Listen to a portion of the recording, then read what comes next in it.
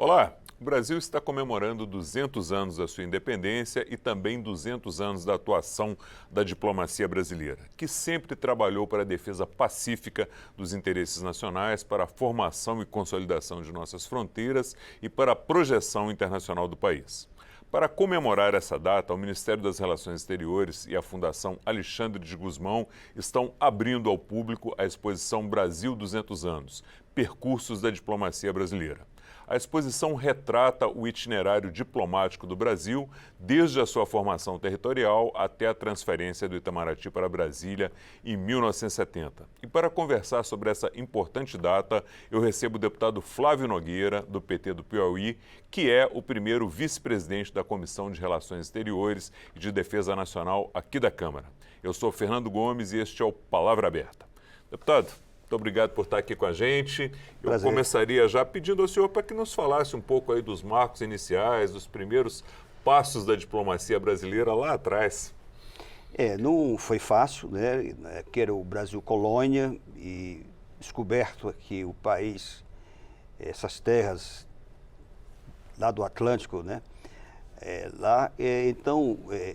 Depois apareceu outras terras espanholas, a banda do Pacífico. Aí tem por lá o domínio da Espanha. Então, para não haver muita confusão, houve então o Tratado de Tordesilhas, que dividiu as terras espanholas das terras lusas, e no caso o do Brasil. Se tivéssemos ficado com essas terras aqui, pertencentes ao Brasil de hoje, pelo Tratado de Tordesilhas, nós teríamos um terço do que seria o Brasil hoje. Então, mas houve lá na frente a união dos dois reinos, de Portugal com o da Espanha. Ficou a União Ibérica. Então, os brasileiros, colônios lusos, começaram então a progredir e atravessar essa linha imaginária do Tratado de Tordesilhas e avançaram muito nas entradas e bandeiras, que houve necessidade posteriormente de outro tratado, que foi o Tratado de Madrid, onde aí destaca-se aí a presença de Alexandre de Gusmão, aqui um brasileiro nascido em Santos, mas com muita influência política lá em Portugal, e usou a doutrina do uti possidetis, ou seja, aquelas terras ocupadas por alguém deveria ser pertencente àquelas pessoas que já ocupam. E assim avançou as nossas fronteiras, o marco, melhor dizendo, dos limites territoriais do Brasil, ainda colônia, e ainda depois outro tratado, o Tratado de Santo Ildefonso, que aí consolidou o que hoje nós temos de fronteiras.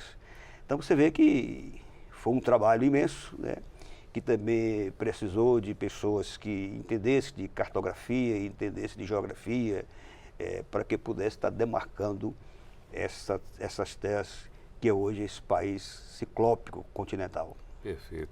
Antes da gente entrar na próxima pergunta, que eu vou pedir ao senhor para falar um pouquinho da importância do Itamaraty aí na construção do país, o senhor está propondo algumas medidas aqui na Câmara para celebrar essa data também, né? Tem uma sessão solene que deverá ser realizada no dia 5 de dezembro. 5 de dezembro. Ok. E na avaliação do senhor, qual a importância do Itamaraty aí na construção desse país? Como é que o Itamaraty colaborou aí para a gente chegar onde estamos hoje?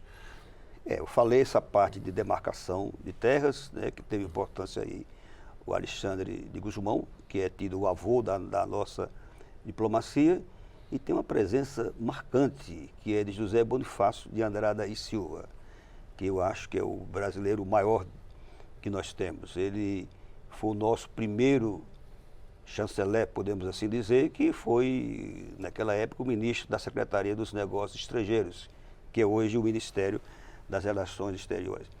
Ele teve uma dificuldade muito grande, que além de fazer a parte diplomática em relação ao reconhecimento do Brasil como país independente, ele tinha ainda Dom Pedro querendo que o povo brasileiro e também as Nações Unidas reconhecesse também ele como sendo pertencente à dinastia Bragança. Então, enquanto o Zé Bonifácio tratava só do reconhecimento da independência do Brasil, Dom Pedro queria, além disso, que também não perdesse a dinastia Bragança. Então ele fez um trabalho muito grande nesse sentido, e inclusive pela persistência dele, lá na Assembleia Constituinte, que foi dissolvida, ele foi exilado do Brasil por conta disso também. Deputado, na avaliação do senhor, quais os diplomatas aí que mais se destacaram nessa longa história do Itamaraty aí? Quais os principais feitos que o senhor destaca desses diplomatas? Cada época tem os seus diplomatas importantes, né? Na época colonial, eu sei o que falei, o Alexandre Gusmão e também o Zé Bonifácio, tem o Visconde do Uruguai, mais chegando aqui a República, o Barão do Rio Branco, que foi enorme, que teve enorme conhecimento e consolidou as nossas fronteiras, né? E, posteriormente, nós fizemos Santiago Dantas, que foi aqui já contemporâneo aí, na data aí do governo de João Goulart e de Jânio Quadros, e também já na época da ditadura militar, Saravia Guerreiro.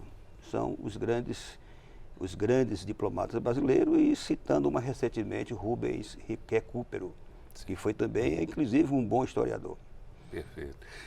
Deputado, hoje a gente enfrenta guerras, conflitos aí no mundo, o Brasil está exercendo um papel importante aí de intermediação e de busca de paz aí. Como é que o senhor destaca o papel do Itamaraty hoje nessa situação de conflitos bélicos aí que o mundo tem visto?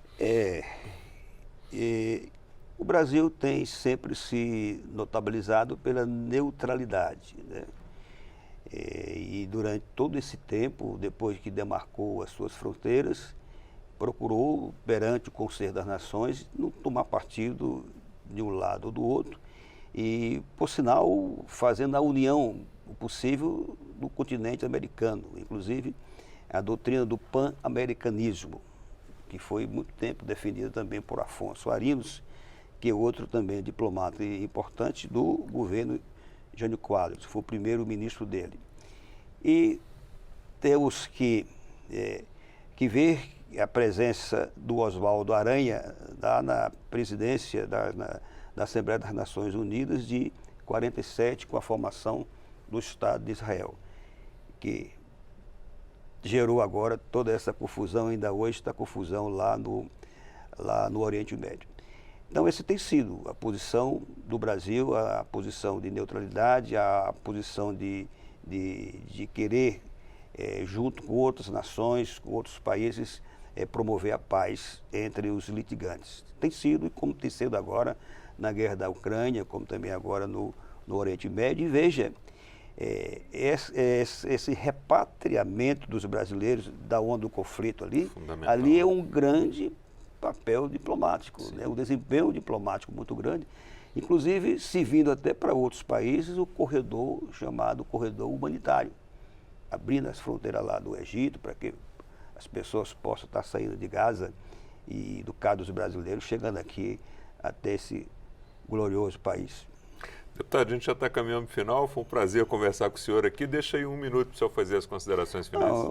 Dizer que esse Brasil é grande por causa dos nossos antepassados.